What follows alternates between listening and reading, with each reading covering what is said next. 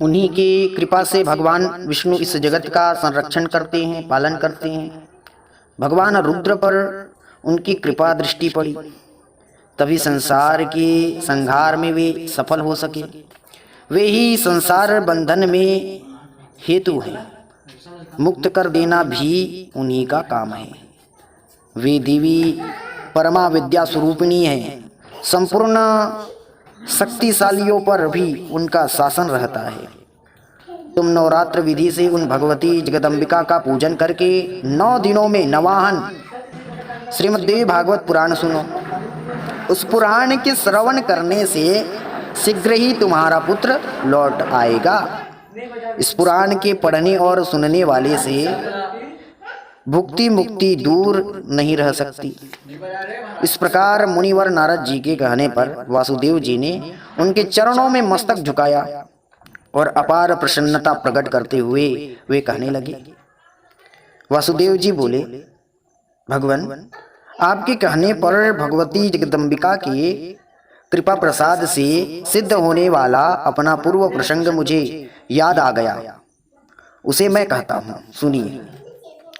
पहले की बात है, आकाशवाणी से यह जानकर कि देवकी के 8वें गर्भ से कंस का निधन होगा। पापी कंस ने भय के कारण मुझे सभा में ही घेर लिया।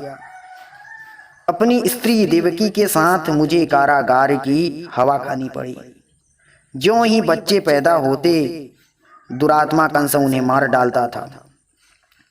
कंस के हाथों मेरे 6 बालकों की मृत्यु हो जाने पर देवकी के अंतःकरण में शोक का सागर उमड़ पड़ा।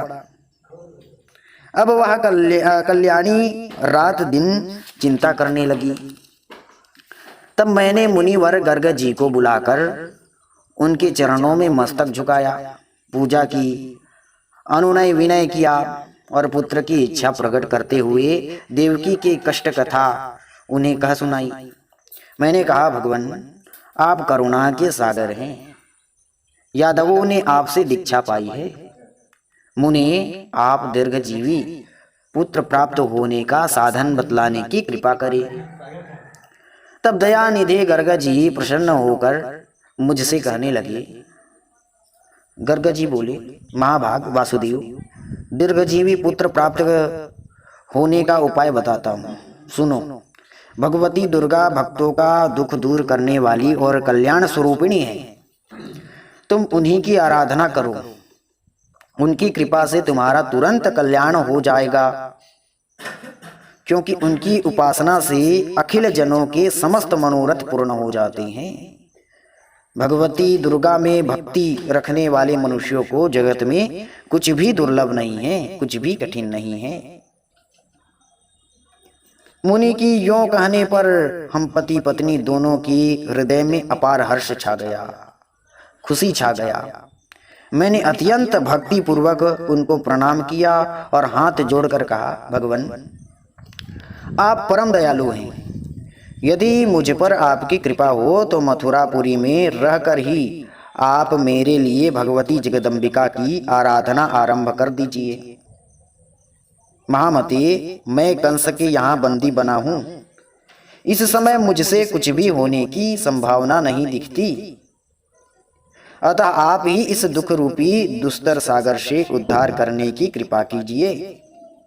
इस प्रकार मेरे कहने पर मुनिवर गर्ग जी प्रसन्न होकर बोले, वासुदेव, तुम मेरे अति प्रेम पात्र हो, अतः एवं तुम्हारे कल्याणार्थ मैं अवश्य यत्न करूंगा। फिर तो मेरे प्रेम पूर्वक प्रार्थना करने पर मुनिवर गर्ग जी भगवती जगदम्बिका की आराधना करने के लिए कुछ ब्राह्मणों को साथ लेकर विंध्य पर्वत पर चले गए। वहां पहुंचकर वे भक्तों के मनोरथ पूर्ण करने वाली जगन माता की जप और पाठ में संलग्न होकर उनकी आराधना करने लगे। अनुष्ठान समाप्त होने पर आकाशवाणी हुई, मुने, मैं प्रसन्न हूं, तुम्हारा कार्य अवश्य सिद्ध होगा। पृथ्वी का भार दूर करने के लिए मैंने श्री विष्णु को आदेश दिया है। वसुदेव के यहाँ देवकी के गर्भ से वे अपना अंशावतार ग्रहण करेंगे उनके प्रकट होते ही वासुदेव जी कंस के डर से उन्हें लेकर गोकुल में नंद जी के घर पहुंचा देंगे।